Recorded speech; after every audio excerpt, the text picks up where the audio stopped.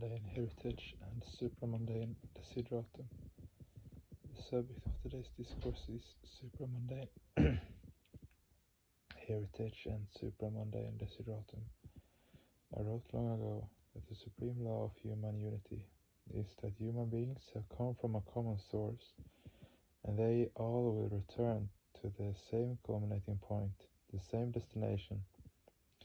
No one is an exception to this rule.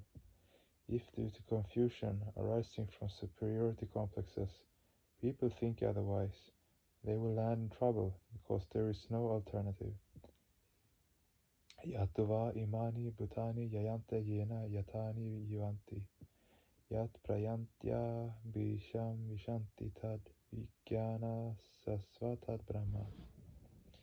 Here the Veda says that all the created objects have come from one source. All are established in one and the same structure. All will have to move towards one and the same destination. And that one is Brahma. He alone is to be realized. The Tantra also says, Mayevam Sakaram Yatam Mayi Sarvam Pratishitam. Mayi Sarvam Layam Yatitad Brahma Dvayamashmyaham. Yagrat Sapna Susuptyari Prapancham Yad Prakashate Tad Brahma Hamiti Gyanatva Sarva Bandhae Pramushate.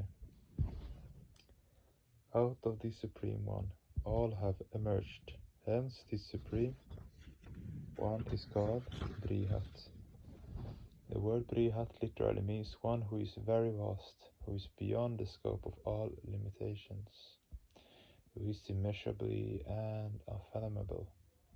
The Himalayas are very large, no doubt, yet they can be measured in miles, as they come within the scope of measurement.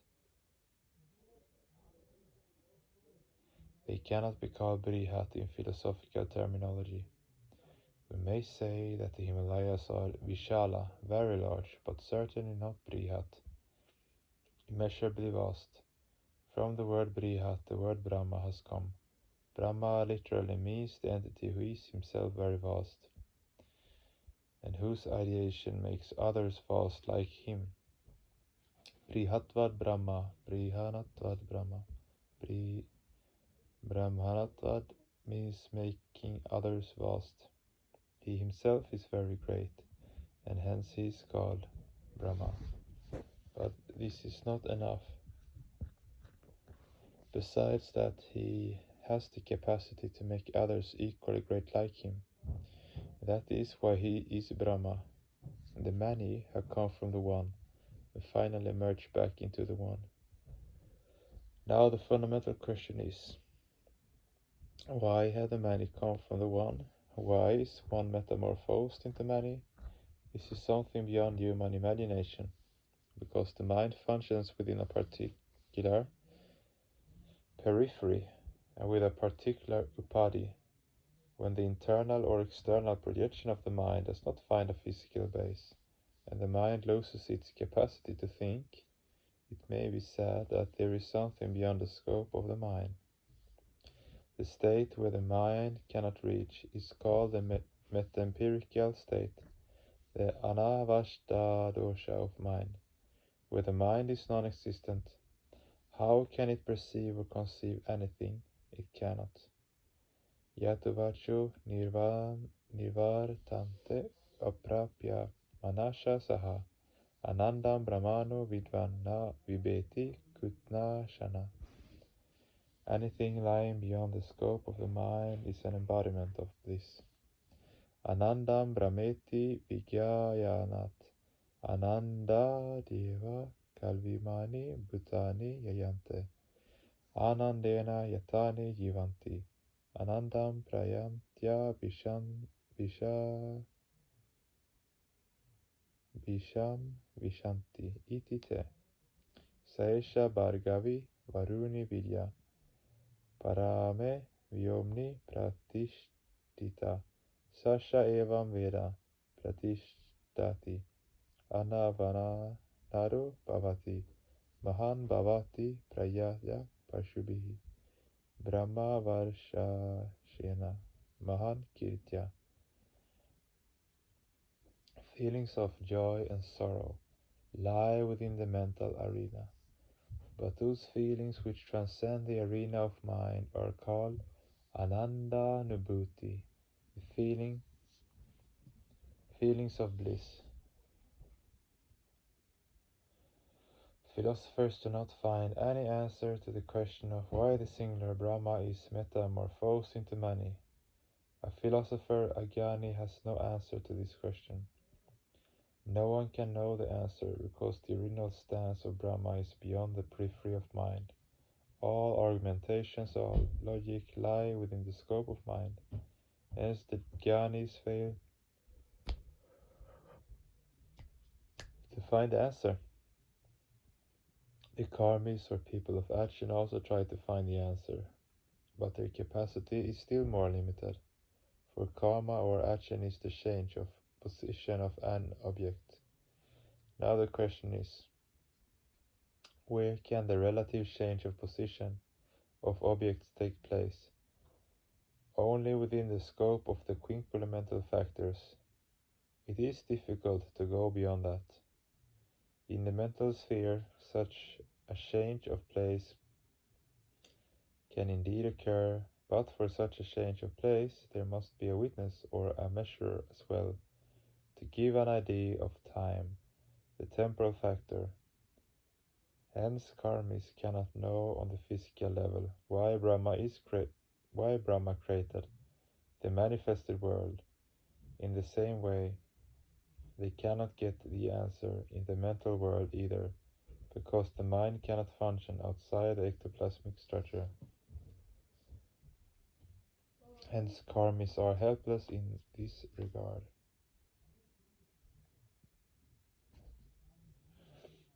When the jnanis and karmis failed to provide the answer, the poet Rabindranath wrote, Prashna yagemor mane, pratam diner surya prashan kare shila, shatar nutan avirbhave ke tumi, mileni utar, vachar ke tagela, divasher shesh surya, shesh prashna usharila, vashim shagar tire, nishta pada asandhyay ke tumi, vilana utar. The question arose in my mind. The first morning sun put the question to the new arrival. Who are you? There was no answer. The last setting sun repeated the last question on the banks of the western sea in the silent evening. Who are you? And again there was no answer. Bhaktas or devotees are simple and straightforward. They like to steer clear of complication and intricacies. In their characteristic simple way, they say, Sava Esha Tada drashtana pasha drishtmikrat mene santam mevatmanam supta shaktira suptadrik. My Lord was alone. You know how troublesome it is to be all alone. Anyone who is forced to remain alone for 5 years together will either die or become mad. In the same way, my Lord was all alone when there was no universe, no expression, only a state of complete vacuity.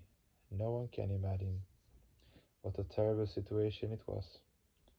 Hence, to break the monotony, to remove the dullness of loneliness, he started to create the universe to play with his own children. There is no other reply besides this. Thus, the supreme cognitive entity became metamorphosed into Mani, the one universal Father, the one supreme progenitor, continuing his divine sport with his innumerable children. To some people this divine sport is very painful, while to others it is extremely sweet and pleasing. But this is his Leela, a great drama. In a drama some people must play the parts of unhappy people, and some must play the roles of happy ones, otherwise the drama becomes dull and boring. Likewise, this world too is a great drama. Paramapurusha is directing a great dramatic performance, and according to his sweet will he may call anyone and take them in his vast macrocosmic body. During the enactment of a drama, all the characters, the dramatis personae, some are acting as great scholars, some fools, some as extremely happy, and some as wretched beings, should bear in mind that they are simply playing the roles allotted to them. They should always think, in reality, I am neither very happy nor very miserable. I am not an erudite scholar nor a fool. I am merely acting a particular role, be it emperor, Shah Jahan, or Aurangzeb. If people remember this, they will be neither afflicted with sorrow nor elated with joy. This is what is called cosmic inheritance, cosmic heritage. All have come from one and the same entity. No one is inferior, no one is small, mean, or untouchable. No one is born high or low. All are bound by fraternal and sororal bonds. If people support casteism, it should be understood that they do not accept the universal Father, because the children of the same Father cannot have different castes. So one who believes in casteism does not believe in Paramapurusha, and conversely, one who believes in Paramapurusha does not believe in casteism. This is all hypocrisy. Those who were extremely cunning balkanized human society into numerous fragments merely to promote their self-interest. Upon emerging from Brahma, human beings began their long evolutionary journey. But where can they go? They cannot go outside of the entity, beyond whom there is nothing. If Paramapurusha says in anger to anyone, I don't like you, you scoundrel, get out. And that person can say, O Lord, you want me to get out, but kindly tell me where to go.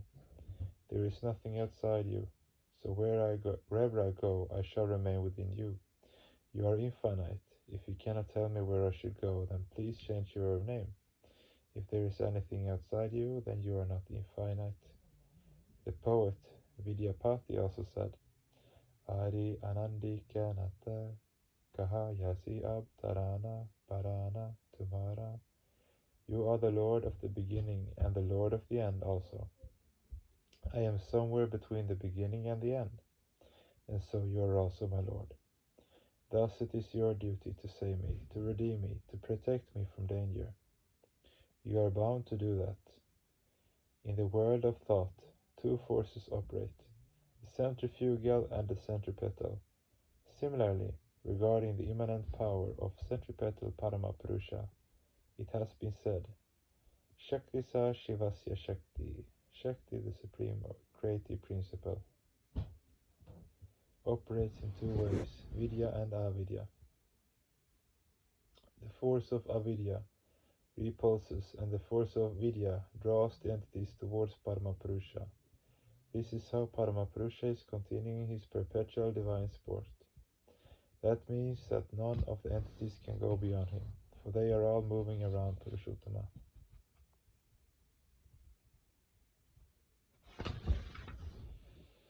Sarvajive sarva samstite brihante tasmin hamso brahmyate brahmashakre prittagat manam preritaran shamatva justasta tashdena amritatvameti.